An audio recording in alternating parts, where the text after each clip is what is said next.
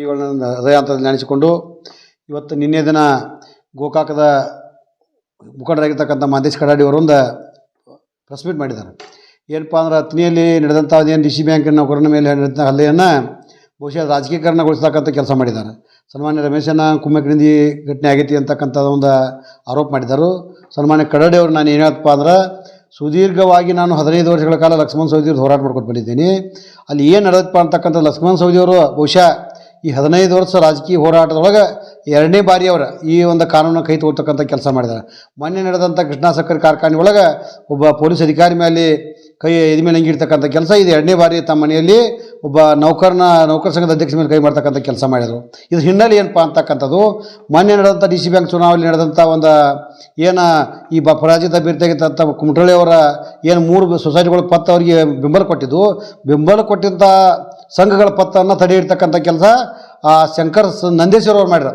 ಶಂಕರ್ ನಂದೇಶ್ವರ್ ಮಾಡ್ತಕ್ಕಂಥ ಸಂದರ್ಭದೊಳಗೆ ಅಲ್ಲಿ ಅದು ಕಿಚ್ಚು ಪ್ರಾರಂಭ ಆಯ್ತು. ಕಿಚ್ಚು ಪ್ರಾರಂಭ ಆಗಿ ಅವ್ರು ಅನಿವಾರ್ಯವಾಗಿ ಅವ್ರನ್ನ ಹೆಚ್ಚು ಕಡೆ ಅಲ್ಲಿರ್ತಕ್ಕಂಥ ಏನು 20 ಅಧಿಕಾರಿಗಳು ತೆಗಿತಕ್ಕಂಥ ಕೆಲಸ ಮಾಡಿ ಅದಾದ ನಂತರ ಮುಂದೆ ಏನಾಯ್ತಪ್ಪ ಅಂದ್ರೆ ಆ ಶಂಕರ್ ನಂದೇಶ್ವರ ಅವ್ರು ಏನಾದರೂ ಆ 3 ಸೊಸೈಟಿಗಳು ಪತ್ತು ತಡೆದಿರಲಿಲ್ಲ ಈ ಬಹುಶಃ ದುರ್ಘಟನೆ ಆಗ್ತಿರಲಿಲ್ಲ ಅಂತಕ್ಕಂಥದ್ದು ನಾನು ಹೇಳ್ಬೋದು. ಅದ್ರ ಜೊತೆಗೇನು ಕೂಡ ಇವತ್ತು ಏನಾಗಿತ್ತಪ್ಪ ಅಂದ್ರೆ ಸುದೀರ್ಘವಾಗಿ 15 ವರ್ಷ ಲಕ್ಷ್ಮಣ್ ಸವದಿ ಹೋರಾಟ ಮಾಡ್ಕೊಂಡು ಬಂದಿದ್ದೆವು. ಆದ್ರೆ ಇಟ್ಟು ಕೀಳ್ಮಟ್ಟ ರಾಜಕಾರಣ ಯಾವಾಗ ಮಾಡಿಲ್ಲ ಅವರು, ನಾವು ಮಾಡಿಲ್ಲ.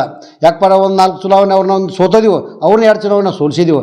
ಈ ರೀತಿ ನಡ್ಕೊತ ಒಂದು ಇತಿಹಾಸಕ್ಕೆ 18ರೊಳಗೆ ನಾವು ಓಡಾಡಿ ಇವ್ರನ್ನ ಸನ್ಮಾನ್ಯ ರಮೇಶನ ಜಾರಕಿಹೊಳಿ ಅವರು ಲಕ್ಷ್ಮಣ್ ಸವದಿ ಮನೆ ಕಳಿಸ್ತಕ್ಕಂಥ ಕೆಲಸ ಮಾಡಿದ್ದೀವಿ. ಅದಾದ ನಂತರ ಇವತ್ತು ಏನಾಗಿತ್ತಪ್ಪ ಅಂದ್ರೆ ಎಂದು ಲಕ್ಷ್ಮಣ್ ಸವದಿ ಅವರ ರಾಜಕಾರಣ ಅವ್ರು ಮಾಡ್ಕೊತ ಬಂದ್ರು ಅಲ್ಲಿ ತನಕ ಎಲ್ಲ ಸುಳಿತಿತ್ತು. ಚಿದಾನಂದ ಸವದಿ ಅವರು ಎಂದು ಈ ರಾಜಕಾರಣದಾಗ ಅವ್ರ ಹಸ್ತಕ್ಷೇಪ ಪ್ರಾರಂಭ ಆಯ್ತು, ಅವತ್ತು ಈ ವಿವಾದಗಳು ಸ್ಟಾರ್ಟ್ ಆಗಿ ರಾಜಕೀಯ ಇವತ್ತು ಮೇಲಾಟಗಳು ಪ್ರಾರಂಭ ಆಗ್ಯಾವು.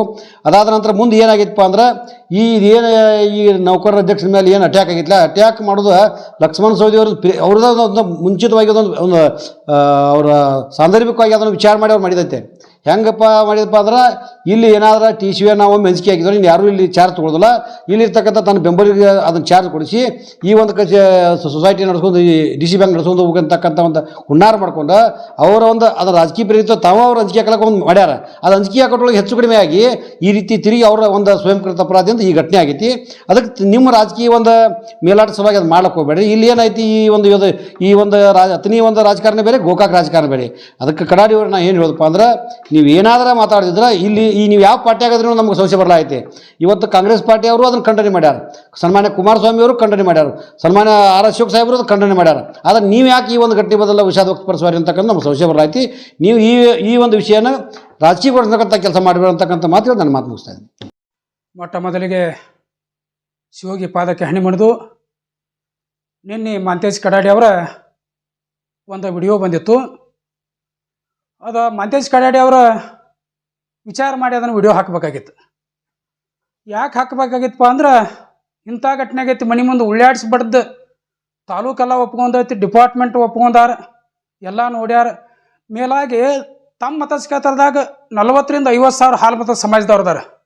ಸಮಾಜದವ್ರು ಇದ್ರೂ ಮಾಂತೇಶ್ ಕಡಾಡಿ ಸಮಾಜದ ವಿರೋಧ ಮಾತಾಡ್ಲತ್ತಾನ. ಹಾಲು ಮತದವ್ರಿಗೆ ಎಷ್ಟು ನೋವು ಆಗಬಾರ್ದದ.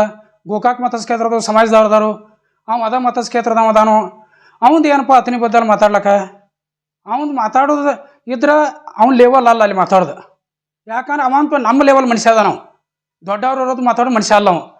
ಯಾಕಂದ್ರೆ ಮೈಂಡ್ ಡಿ ಸಿ ಬ್ಯಾಂಕ್ ನೋಡಿರಿ ನೀವು, ಒಂದು ಸೊಸೈಟಿಯಾಗ ಒಂದು ಮೆಂಬರ್ ಇಲ್ಲಿ ಇವರು, ಅಲ್ಲಿ ಒಂದು ಪಂಚಾಯತಿ ಮೆಂಬರ್ ಇಲ್ಲ, ತಾಲೂಕ್ ಪಂಚಾಯತಿ ಇಲ್ಲ, ಜಿಲ್ಲಾ ಪಂಚಾಯತಿ ಇಲ್ಲ, ಒಬ್ಬ ಸಾದಾ ಹದಿ ಮೇಲೆ ಮನುಷ್ಯ ಅದ. ನೀವು ಅಂಥವ್ರ ಲೆವೆಲ್ ತೊಗೊಳಕ್ಕೆ ಹೋಗ್ಬೇಡ್ನಿ.